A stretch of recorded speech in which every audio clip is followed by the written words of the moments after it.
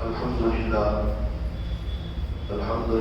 نحمده ونستعينه ونستغفره ونؤمن به ونتوكل عليه ونعوذ بالله من شرور أنفسنا ومن سيئات أعمالنا من يهده الله فلا مضل له ومن يضلل فلا هادي له ونشهد أن لا إله إلا الله وحده لا شريك له ونشهد أن سيدنا ومولانا محمدا عبده ورسوله صلى الله عليه وعلى آله وأصحابه وبارك وسلم تسليما كثيرا كثيرا.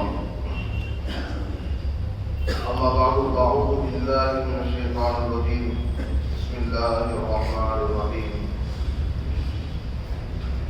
سبحان الذي أسرى بعبده ليلا من المسجد الحرام إلى المسجد الأقصى الذي باركنا حوله لنريه من آياتنا إنه هو السميع البصير.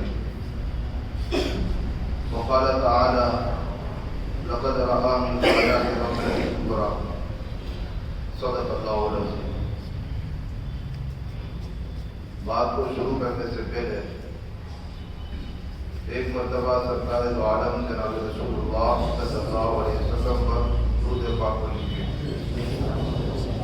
اللهم صل على سيدنا مولانا محمد وعلى آل سيدنا مولانا محمد وبارك وسلم.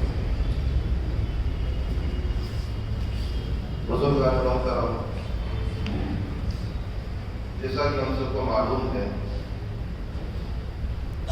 کہ سرکار دو عالم جناب رسول اللہ صلی اللہ علیہ وسلم نے جس وقت نبوت کا اعلان کیا تو اس سے پہلے اعلان کرنے سے پہلے تو ہر ایک آپ کو دل و جان سے چاہتا تھا، آپ کو قدر و منزلت اور عزت کی نظر سے دیکھتا تھا. لیکن جیسے ہی 40 سال کے پورا ہونے کے بعد آپ علیہ السلام نے نبوت کا اعلان کیا تو ہر وہ شخص جو آپ کو دل و جان سے چاہتا تھا وہ آپ کا جانی دشمن بن گیا. آپ کے درپے آزار ہمیشہ رہنے کی وہ لوگ کوشش کرنے لگ گئے.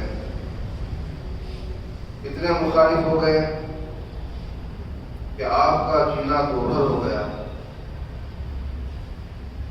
تکالیف کے ساتھ آپ علیہ السلام کی زندگی چلتی رہی، گزرتی رہی. ایک وقت ایسا ہے کہ کفار مکہ کو یہ بات بھی گوارا نہیں کہ آپ صحیح سالم مکہ میں رہ سکیں اور آپ کے ماننے والے بھی صحیح سالم رہ سکیں. تو سوشل بائیکاٹ کر دیا گیا.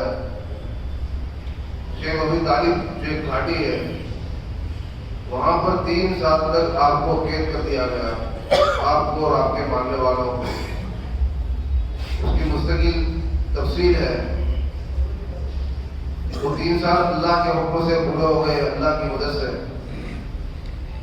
پھر بھی کفار مکہ آپ کو بے حد ستاتے. آپ علیہ السلام نے سوچا کہ چلو مکہ کو چھوڑ کر طائف کا رخ کیا جائے. یہ لوگ میری بات نہیں مانتے، ہو سکتا ہے وہاں کے لوگ میری بات مان لیں. چنانچہ وہاں کا بھی حال آپ کو معلوم ہے کہ مانتے تو کیا، اوپر سے جو طائف کے جو سردار تھے ان لوگوں نے آپ کا مذاق اڑایا. کوئی کچھ کہہ رہا ہے، کوئی کچھ کہہ رہا ہے. وہاں سے بھی آپ واپس ہونے لگے. تو جو شریر قسم کے، جو بدماش قسم کے جو لوگ تھے ان لوگوں کو آپ کی نشے کر دیا، آپ کو ستایا. حتیٰ کہ نعوذ باللہ آپ کے اوپر پتھراؤ کیا گیا. نعرے مبارکین آپ کے جو جوتے مبارک تھے وہ لہو لہان ہو گئے. آپ علیہ السلام کسی راستے کی کنارے پر جو باغ پڑتا تھا وہاں پر آرام کرنے کے لیے ٹھہرے. یہ ساری تفصیلات ہیں. جب اتنا زیادہ آپ علیہ السلام کو ستایا گیا تو اللہ کے نبی صلی اللہ علیہ وسلم کی دلچوئی کے لیے، اللہ کے نبی کی دلچوئی کے لیے اللہ رب العزت نے آپ علیہ السلام کو آسمان کی سیر کرائی، جس کو معراج کہتے ہیں۔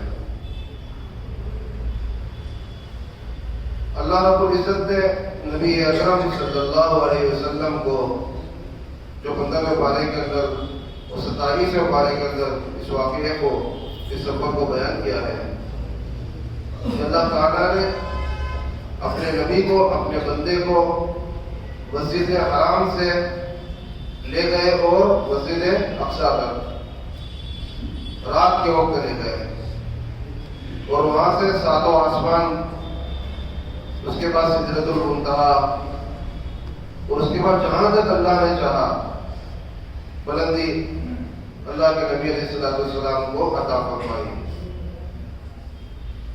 اسی کو قرآن مقدس نے بیان کیا، سبحان الذی اسریٰ بعبدہ لیلا من المسجد الحرام الی المسجد الاقصیٰ۔ اب قرآن کریم کے اگر تھوڑی سی بھی معلومات رکھتے ہوں تو جو سبحان جو لفظ ہے وہ یہ بات بتا رہا ہے کہ یہ سفر اللہ کے نبی علیہ السلام کے معجزات میں سے سب سے عظیم معجزہ ہے۔ اور سبحان یہ بات بتا رہی ہے جیسے اللہ کے نبی علیہ السلام نے لوگوں سے یہ تذکرہ کیا کہ آج رات میں معراج پر جا کر آیا ہوں، میرا معراج کا سفر ہوا ہے۔ تو اسی وقت سے یہ بات تو چل رہی ہے، کفار مکہ، مشرکین مکہ، آپ کو نہ ماننے والے بہت زیادہ مذاق اڑانے لگے۔ دیکھو ہم پہلے نہیں کہتے تھے کہ اس کو جنون ہے، یہ پاگل ہے، نعوذ باللہ، اس کو سحر کا اثر ہو گیا ہے۔ دیکھو لوگوں کو یہ کہتا ہے کہ میں رات کو 7 آسمان، میں پہلے تو بیت المقدس گیا، وہاں سے 7 آسمانوں پر گیا، اور اس کے بعد سدرۃ المنتہا پہ گیا، اور اس کے بعد جنت و جہنم کا مشاہدہ کیا، یہ وہ ساری بات کرنے لگے۔ اللہ یہ فرماتے ہیں سبحان، پاک ہے وہ ذات جو اپنے بندے کو مسجد حرام سے مسجد اقصیٰ تک لے گیا۔ کوئی دوسری ذات نہیں لے گئی ہے، بلکہ وہ ذات لے گئی ہے جو ہر عیب سے پاک ہے، ہر کمزوری سے پاک ہے۔ اس ذات کو کوئی کمزوری نہیں ہے، اس ذات کو کوئی عیب نہیں ہے۔ اور یہ اعتراضات آج بھی چل رہے ہیں۔ یہ سبحان جو لفظ لایا گیا وہ ان لوگوں کے لیے تماچا ہے جو لوگ کہتے ہیں کہ ایسا تو کوئی ہو سکتا ہے۔ آج بھی لوگ کہنے والے ہیں کہ ایسا تو کوئی ہو سکتا ہے کہ نبی علیہ السلام ام علی رضی اللہ تعالیٰ عنہ کے مکان کے اندر آرام فرما رہے تھے بستر پر، اور وہ آپ علیہ السلام کو معراج پر لے جایا گیا، اور جس وقت آپ واپس آئے بستر کے اوپر کی جو آپ کے بدن مبارک کی جو گرمی تھی وہ بھی ختم نہیں ہوئی۔ اتنے چھوٹے سے وقت میں، تھوڑے سے وقت میں ہو سکتا ہے؟ یہ آج بھی لوگ کہنے والے ہیں۔ ہاں، اگر کوئی بندے کی طرف سے یہ معاملہ ہوتا نا تو ہم یہ اعتراض کر سکتے تھے، یہ معاملہ تو اللہ کی ذات کا ہے اور اس کے بندے کی ذات کا ہے، نبی علیہ السلام کی ذات کے درمیان کا ہے۔ تو سب سے پہلے ان لوگوں کو جواب دے دیا گیا کہ سبحان وہ ہر عیب اور ہر کمزوری سے پاک ہے، وہ بہت زیادہ طاقت والا ہے، جو چاہتا ہے کر سکتا ہے، ہر چیز کر سکتا ہے۔ اس کے لیے صرف کن کہنا ہے، کن ہو جاتے ہیں معاملہ۔ تو اس اللہ کی ذات کے لیے کیا مشکل ہے؟ پھر اللہ کے نبی علیہ السلام کو مسجد حرام سے لے جایا گیا، آپ کے قلب مبارک کو، سیر اطہر کو چاک کیا گیا۔ یہ سب باتیں بھی لوگوں کو سمجھ میں نہیں آتی ہے کہ جبرائیل امین نے آپ کے سینے مبارک کو چاک کیا، چیرا، اس کے اندر سے قلب اطہر کو نکالا، جو دل جس کو آپ بولتے ہیں، اس کو عربی کے اندر قلب بولتے ہیں، اور اس کو جنت کا 2 برتن لائے گئے تھے، جنت کا دشت، جس کے اندر ایک کے اندر نور تھا، حکمتیں تھی، اور ایک برتن ویسے تھا جس کے اندر آب زمزم بھرا گیا، اس کے ذریعے سے دھویا گیا۔ پاک صاف کیا گیا. پاک صاف کرنے کے بعد وہ جنت سے جو نور اور حکمتیں لائی گئی تھی وہ آپ کے قلب منور کے اندر ڈال دیا گیا. اور اس کے بعد آپ کو مسجد اقصیٰ لے جایا گیا. وہاں پر انبیاء علیہ السلام موجود تھے. سب بندی ہوئی تھی. سرکار دو عالم جناب رسول اللہ صلی اللہ علیہ وسلم کو کہا گیا جبرائیل امین کی طرف سے کہ مقتدی تیار ہے، امام آنا باقی ہے، آپ تشریف جائیے، امامت کرائیے. آپ علیہ السلام نے سارے انبیاء کی امامت کرائی. وہیں سے آپ کا رقم ہوا امام الانبیاء. امام الانبیاء. پھر جو دنیاوی اعتبار سے جو سواری تھی جس کو براق کہا جاتا ہے، اس کو چھوڑ کر آسمانی سواری کو اللہ کی طرف سے لایا گیا جس کو رفرف کہا جاتا ہے، جو اوپر چڑھنے والی تھی. اس کے بعد علیہ السلام سوار ہوئے جبرائیل امین بھی تھے. اللہ تعالیٰ نے اس سفر کو کامل و مکمل کروا دیا اپنے فضل سے. لیکن یہ سفر کرانے کا مقصد کیا تھا؟ قرآن مقدس بیان کرتا ہے لِنُرِيَهُ مِنْ آيَاتِنَا، ہم اپنی نشانیاں آپ کو بتانا چاہتے تھے تاکہ ہم آپ اپنی نشانیاں دکھلائیں. آپ علیہ السلام نے بہت ساری چیزوں کا مشاہدہ کیا. جب سفر معراج پر آپ علیہ السلام جبرائیل امین کے ساتھ تھے، راستے کے اندر مناظر دکھائے گئے، چیزیں دکھائی گئی. بعض لوگوں کے بعض اعمال کی وجہ سے جزا، اور بعض لوگوں کے بعض بد اعمالیوں کی سزا، وہ بھی آپ علیہ السلام کو دکھلائی گئی. سب سے پہلے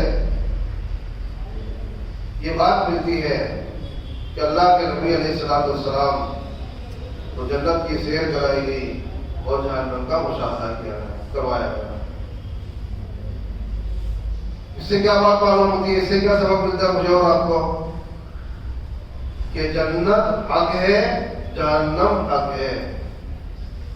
آپ علیہ السلام دیکھ کر آئے ہیں. جنت حق ہے، جہنم حق ہے. یہ ان لوگوں کے لیے جواب ہے جو لوگ کہتے ہیں مر جائیں گے، دفن ہو جائیں گے، مٹی بن جائیں گے، مر جائیں گے، جل جائیں گے، خاک بن جائیں گے، ہوا میں اڑ جائیں گے. یہ ان لوگوں کے لیے جواب ہے جو لوگ کہتے ہیں مر جائیں گے، لٹکا دیا جائے گا، پرندے کھا جائیں گے، ختم ہو جائیں گے. اور بھی بہت سارے باتیں. اللہ کے نبی علیہ السلام جنت اور جہنم کو دیکھ کر آئے ہیں. جنت کی باقاعدہ سیر کرائی گئی آپ کو، جہنم کا مشاہدہ کروایا گیا. حالانکہ یہ خبر نبی کی خبر سے ہم کو کافی تھی، وحی کے ذریعے سے بتا دیا گیا تھا.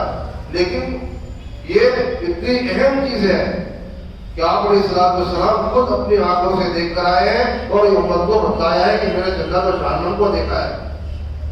جنت والے اعمال کرنے کی ہم کو توفیق مل جائے اور جہنم والے اعمال سے بچنے کی ہم کو توفیق مل جائے.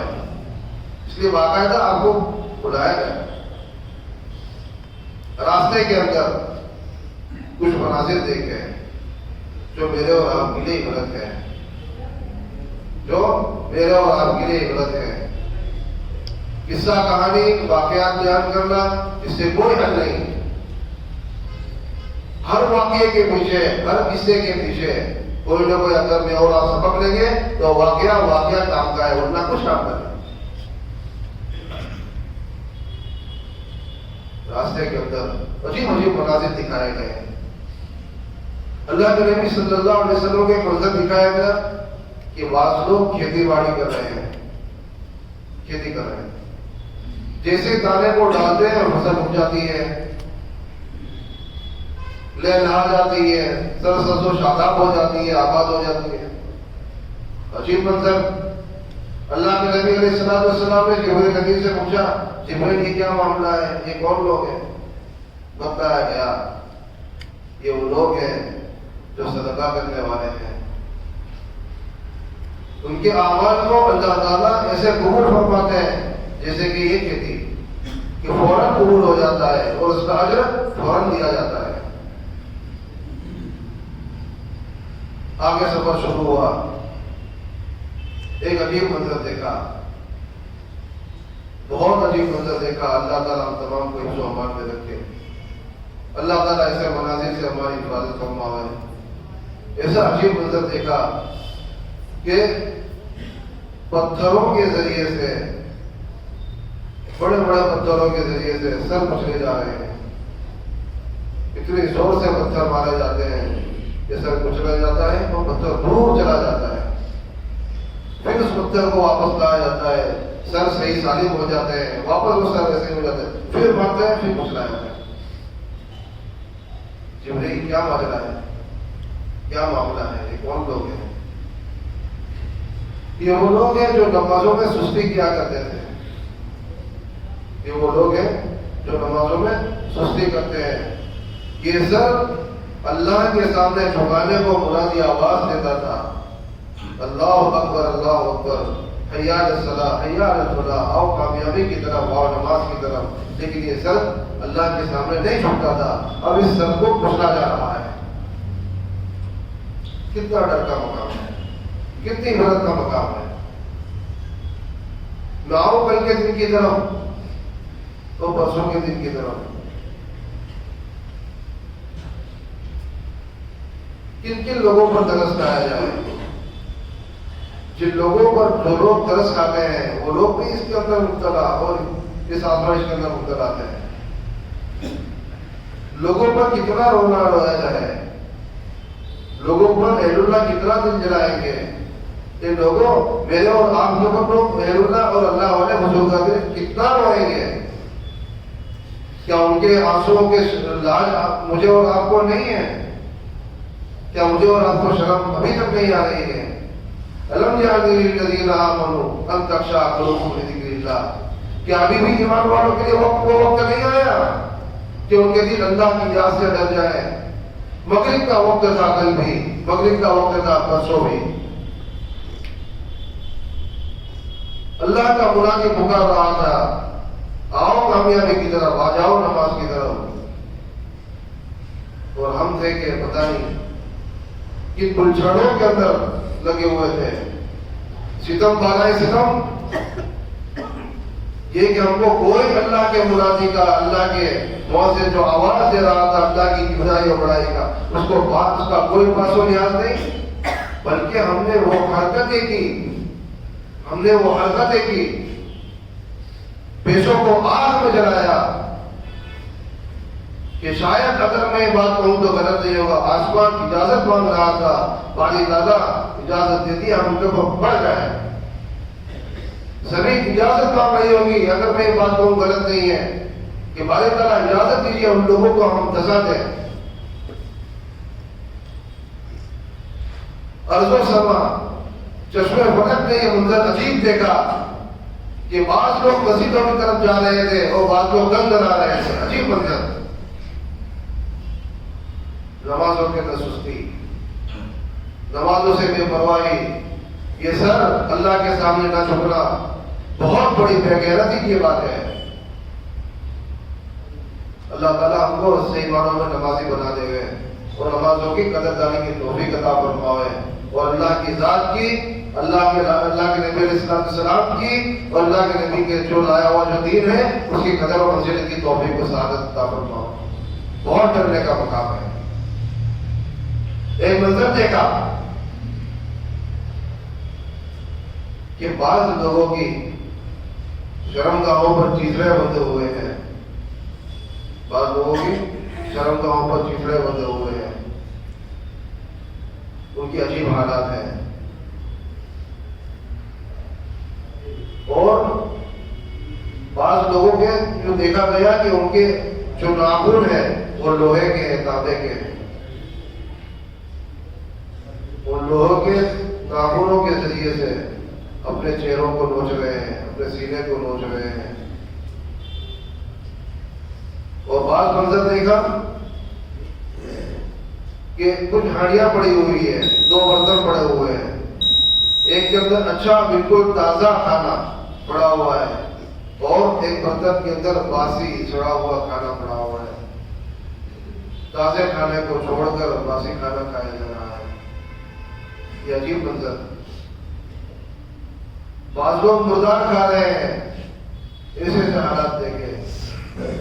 یہ سارے جو حالات ہیں یہ کچھ نہ کچھ اعمال کے کچھ نہ کچھ بدعمالی کی سزا کی بنیاد پر تھے. اللہ کے نبی علیہ السلام ان چیزوں کو دیکھ کر آئے اور آ کر امت کو خبر دی تاکہ امت ان بدعمالیوں سے بچ جائے.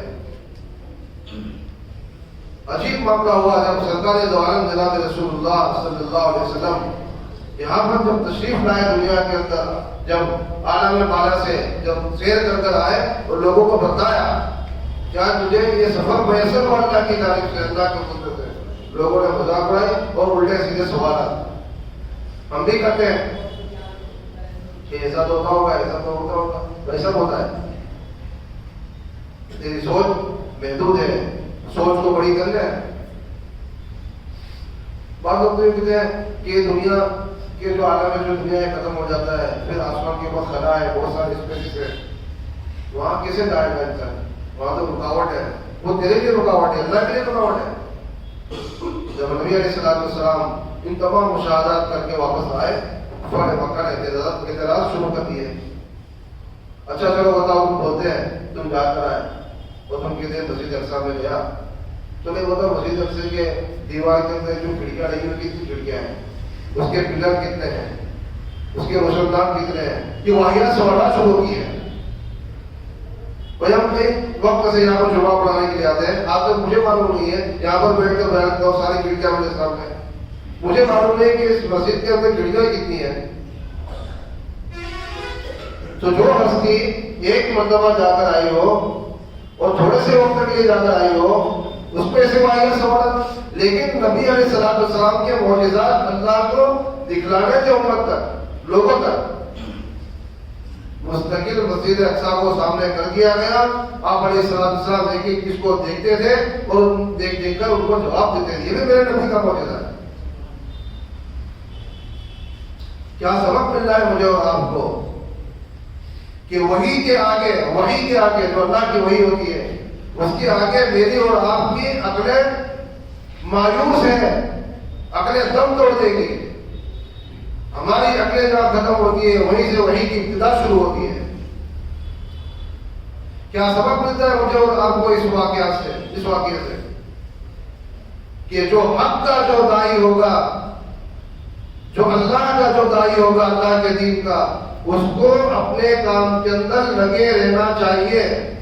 رکاوٹیں آتی رہے گی, ایک وقت آئے گا اللہ تعالیٰ ساری رکاوٹوں کو ختم کر دیں گے, اس حق کے داعی کے مرتبے کو اللہ تعالیٰ بلند کر دیں گے, جس طرح سرکار کے ساتھ ہوا. جب اللہ کے پیغام کو لے کر نبی علیہ السلام اٹھے ہیں, لوگوں نے راستوں کے اوپر رکاوٹیں ڈالی, آپ پیچھے نہیں ہٹے, آپ ثابت قدم رہے. لوگوں نے بہت تکلیف پہنچائی, لیکن آپ کے مقام کو اللہ تعالیٰ نے بلند کیا اور میدان پر بلا لیا. بہت سارے اسباق ہیں میرے اور آپ کے لیے. اور ایک بہت اہم سبق یہ ہے کہ کوئی بھی دین کا کام ہم لے کر اٹھے, لوگوں کے بولنے سے دل برداشتہ نہیں ہونا چاہیے.